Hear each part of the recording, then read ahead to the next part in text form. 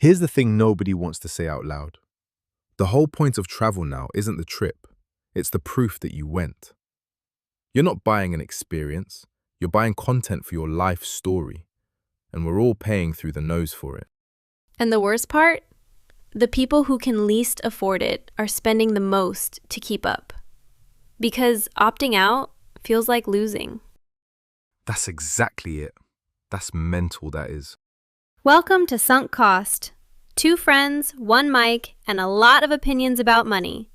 We dig into what modern life actually costs us and whether it's worth it. New episodes every Monday, Wednesday, and Friday. I'm Sofia, he's Alex, and today we are asking, has travel become a competition we can't afford? Alex, when did going on holiday become a personality test? Right, okay. So, I've been thinking about this a lot. And I think the exact moment it flipped was when people started saying things like, I'm a big traveler, as if that's a character trait. Like, when did that become the thing you lead with? It's cultural capital. Travel is the one status symbol that also makes you seem like a good person. You're not showing off, you're experiencing the world. Oh, that's so true. You can't brag about your car without someone rolling their eyes, but you can absolutely brag about your third trip to Southeast Asia, and everyone nods along like you've done something virtuous. I just think it's important to get outside your comfort zone. Meanwhile, you stayed at a 5-star resort in Bali and never left the pool. I mean, I've done that, I'm not gonna lie. But here's my hot take, right? I don't actually think that's the worst use of money. If you go somewhere beautiful and you relax and you come back less knackered than you left, fine. The problem is when you're spending money you don't have to look like someone who spends money they don't have. Okay, but where do you draw the line? Because you, specifically you, have booked a flight the night before and paid triple the price. How does that square with your very sensible sounding take just now? I mean, yeah, that's fair. I've done that more than once. I'm not proud of it. But in my defense, those trips were always brilliant. I went to Lisbon on basically zero planning, and it was one of the best weekends of my life.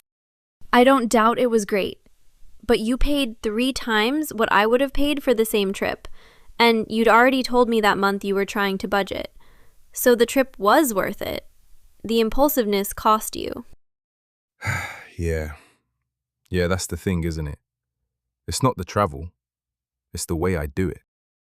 And that's actually the real conversation here. Because there's 2 totally different travel traps.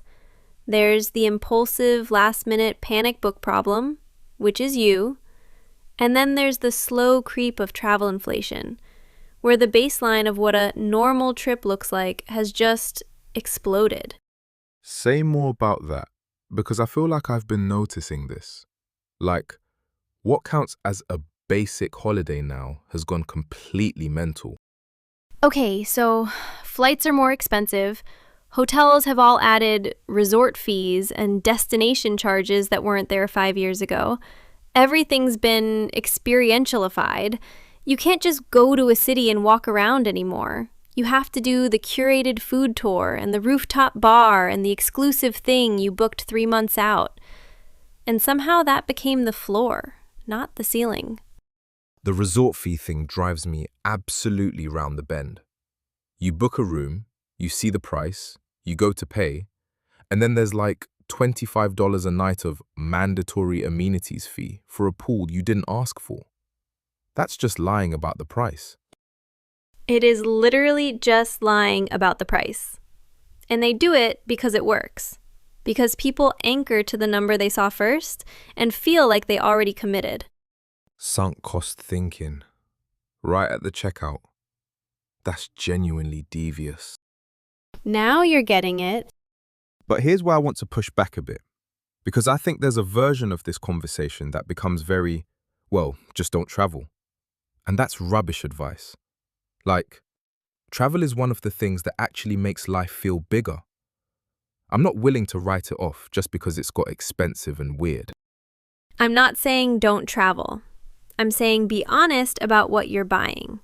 Because here's what's actually happening with a lot of people. And this is the bit most people don't want to look at.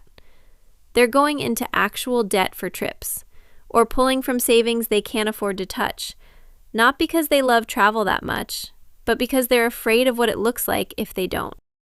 You think that's really driving it? Like, fear of looking like you're not living your best life? And honestly, I think a lot of it is anxiety, not inspiration. You see the travel content, and it doesn't make you dream, it makes you feel behind. Like, if you don't do this, you're falling behind. Okay, and I mean this, I don't know if that's always what's happening. Sometimes people just want to go somewhere. Not everything is anxiety-driven status performance. Counterpoint, though. When's the last time you booked a trip and didn't tell anyone about it? I mean, Exactly. okay, but wait. In my defense, I talk about everything. I talk about my mini falling apart. I talk about my oat milk habit. I tell people if I was doing literally anything. That's just my personality. That's not travel specifically. Fair point, actually. Some people are just sharers. But I'd argue the travel industry has very deliberately plugged into the sharing instinct to inflate what people spend. Because if the trip is content, you'll spend more to make the content better. The Instagrammable hotel room that costs 3 times as much for the aesthetic. Yeah, I've booked one of those. Not my proudest moment. And look, I get it. I booked a trip to Japan last year that was objectively too expensive, and I justified it 6 different ways. I'm not outside of this. But there's this moment, right, where you have to ask, is this trip for me?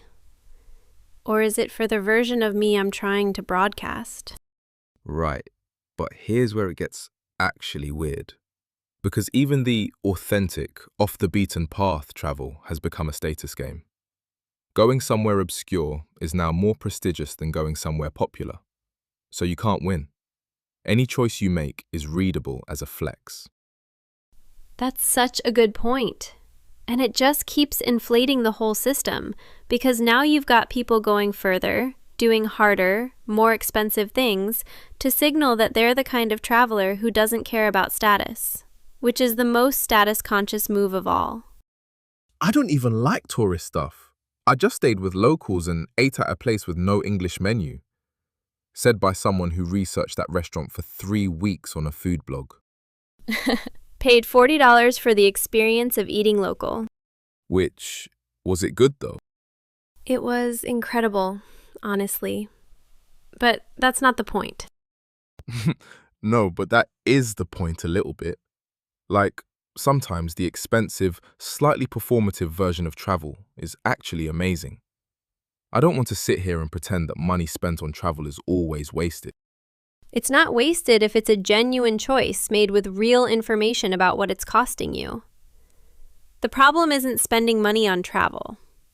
The problem is spending money on travel while telling yourself a story that makes the real cost invisible. Okay, I'll grant that. But I'd push back on one thing. I think the make the cost visible thing is genuinely easier said than done when you're in the moment. Like, you found cheap flights, the dates work, you're excited. The last thing your brain wants to do is open a spreadsheet. I have a spreadsheet, Of course you do. and I'm going to say something that sounds boring but is actually true. The people I know who travel the most sustainably, who go on great trips without the financial hangover, planned early and kept a clear number in their head before they opened a single booking tab. That's it. That's the whole trick.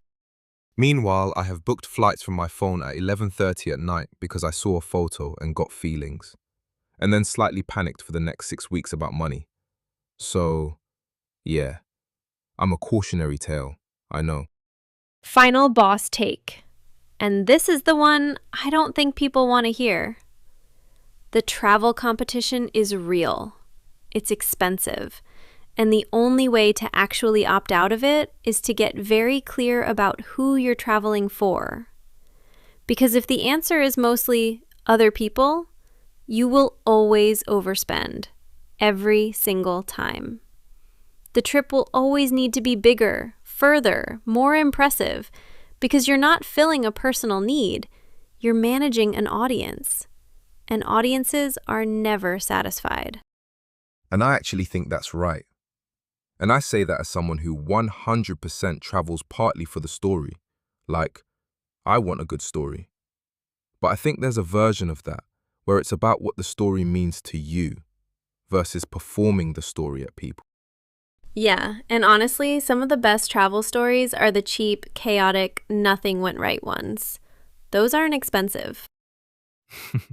Lisbon. I had 18 euros in my pocket when I landed. Brilliant weekend.